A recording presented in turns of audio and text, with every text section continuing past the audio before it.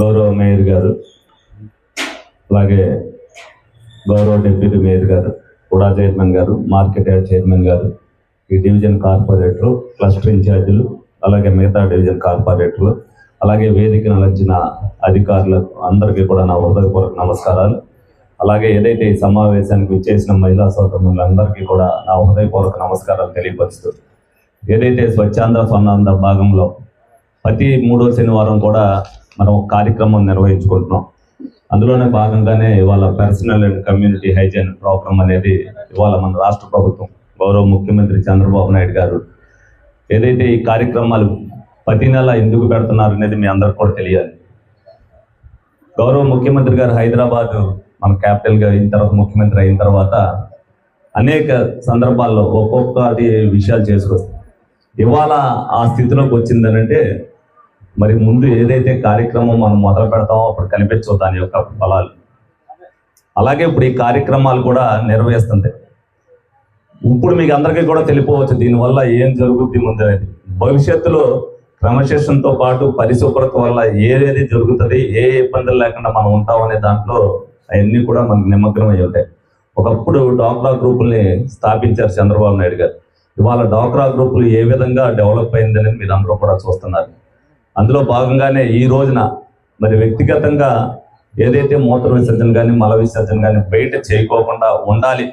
ప్రతి దగ్గర కూడా స్కూల్లో అవ్వచ్చు, అలాగే ఏదైతే వ్యక్తిగతంగా కమ్యూనిటీ హాల్స్లో ఉన్న మరుగుదొడ్లు అవ్వచ్చు, ఎన్నిట్లు కూడా పరిశుభ్రంగా ఉంచుకుంటూ, ఎక్కడైతే మంచినీటి సౌకర్యం లేదో అవి కూడా కల్పించుకుంటూ, ఎవరికి వాళ్ళు ఆ తోడ్పాటాన్ని అందరూ సహకారం ఉంటేనే ఇది జరుగుద్ది డెఫినెట్గా. అలాగే కార్పొరేషన్ పరిధిలో చాలా చోట్ల మరి ఎన్ని కూడా మల విసర్జనకి మూత్ర విసర్జనకి లేడీస్కి, మహిళలకి, పురుషులకి సెపరేట్గా పెట్టడం జరిగింది.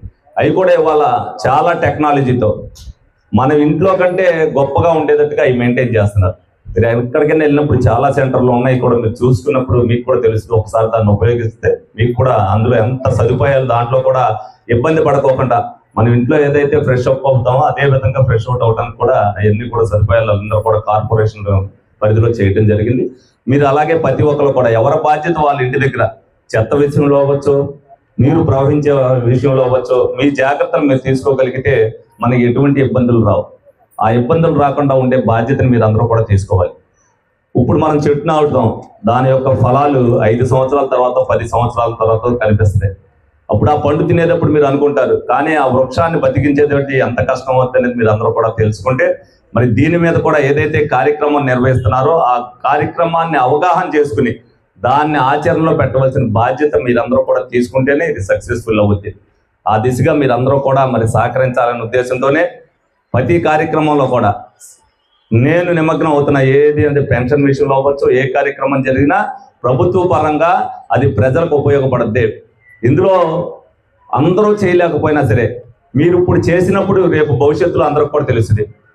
మీరు ఏదో పిల్లలకు అనగానే మరి మనం పిల్లోడికి నేర్పుతాం, నడక నేర్పుతాం, మాట నేర్పుతాం, అవన్నీ నేర్పుతాం. ఈ కార్యక్రమం కూడా ముఖ్య ఉద్దేశం అదే. మనం అందరం నేర్చుకోవాలనే ఉద్దేశంతోనే ప్రభుత్వం ఈ కార్యక్రమాలు నిర్వహిస్తుంది. దీన్ని మీరు అవగాహన చేసుకుని దీన్ని ఆచరణలో పెట్టవలసిన బాధ్యతను మీరు అందరూ కూడా తీసుకోవాలని మనస్ఫూర్తిగా కోరుకుంటూ మీ అందరి దగ్గర సెలవు తీసుకోవడం జరుగుతుంది.